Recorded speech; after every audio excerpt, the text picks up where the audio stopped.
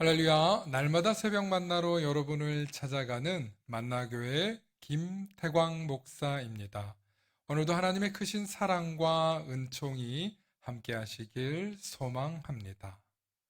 오늘 우리에게 주시는 말씀은 고린도 후서 13장 5절로부터 7절의 말씀입니다.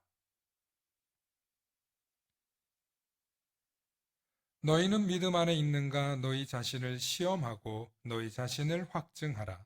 예수 그리스도께서 너희 안에 계신 줄을 너희가 스스로 알지 못하느냐? 그렇지 않으면 너희는 버림받은 자니라.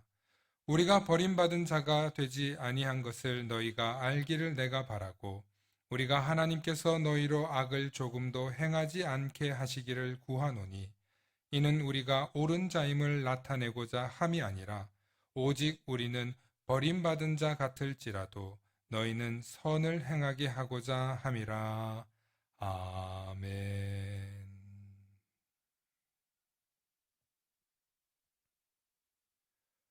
오늘은 만리장성과 역사 왜곡이라는 제목으로 말씀의 은혜 나누고자 합니다. 2002년부터 중국은 중국 영토와 주변국의 모든 역사를 중국의 역사로 편입시키기 위한 역사 왜곡이 아주 심각합니다. 이것을 우리는 동북공정이라고 부르는데, 이런 동북공정 프로젝트 가운데 만리장성의 길이를 놓고 의견이 분분합니다. 현재 중국 본토에 있는 중국의 만리장성의 길이는 대략 과거 중국의 춘추전국 시대부터 통일왕국인 진나라에 들어 북쪽의 흉노족을 견제하기 위해 세운 성벽으로서 길이 약 6,500km나 되는 세계 최대의 성벽입니다. 높이가 9m여 폭이 짧게는 4m, 넓게는 7m가량의 그 시작과 끝을 알 수 없는 어마어마한 대장벽입니다. 지구 밖 우주에서 위성으로 촬영한 사진으로나 관측이 가능한 정말 어마어마한 대단한 장벽입니다.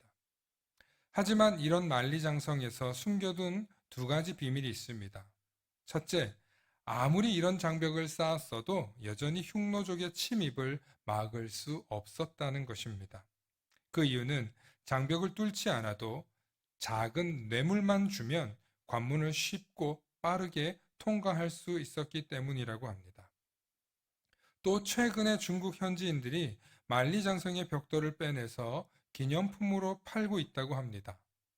처음 몇 사람이 한두 개쯤이야 하면서 뺀 것이 생각보다 장사가 너무 잘 돼서 많은 사람들이 벽돌을 빼고 팔고 있다고 합니다. 결국 장벽이 무너질 위기에 처한 것입니다. 또 최근 중국에서는 만리장성을 북한의 평양성까지 그어서 약 2만 킬로가 넘는다고 발표를 했습니다.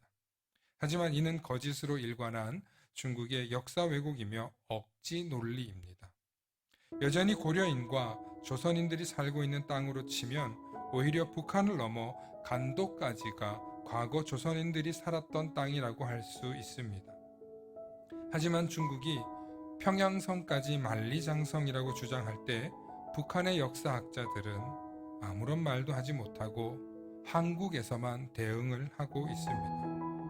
이처럼 만리장성과 관련해서 우리가 기억해야 할 것은 아무리 높은 장벽을 쌓았다 하더라도 그 관문을 지키는 사람들이 빈틈을 주면 아무런 의미가 없다는 것입니다. 그리고 말도 안 되는 억지 주장으로 자신들의 역사를 왜곡할 때 가만히 내버려 두면 역사를 왜곡할 빈틈을 주고 만다는 것입니다. 이를 반면교사로 삼아 우리는 역사의 위기도, 인생의 위기도, 신앙의 위기도 작은 틈을 줄 때 발생한다는 것입니다. 나 하나쯤, 한 번쯤이야 괜찮겠지, 혹은 내가 아니어도 누군가 하겠지, 나 말고 다른 사람이 하겠지 하는 순간 항상 빈틈이 생겨나게 되어 있는 것입니다. 우리는 예수 그리스도의 은혜로 구원받은 인생들입니다. 그러므로 우리는 항상 믿음 안에서 우리 자신을 늘 시험하고 우리 자신을 확증해야 합니다. 그렇지 않으면 우리는 버림받을 위기에 처하는 빈틈을 주는 것입니다. 오늘 읽은 성경 본문은 우리가 그런 빈틈을 주지 말라는 뜻에서 하신 말씀입니다. 조금도 빈틈을 주지 말고 항상 하나님의 신실한 자녀로 살아가시는 저와 여러분들 되시길 소망합니다. 샬롬.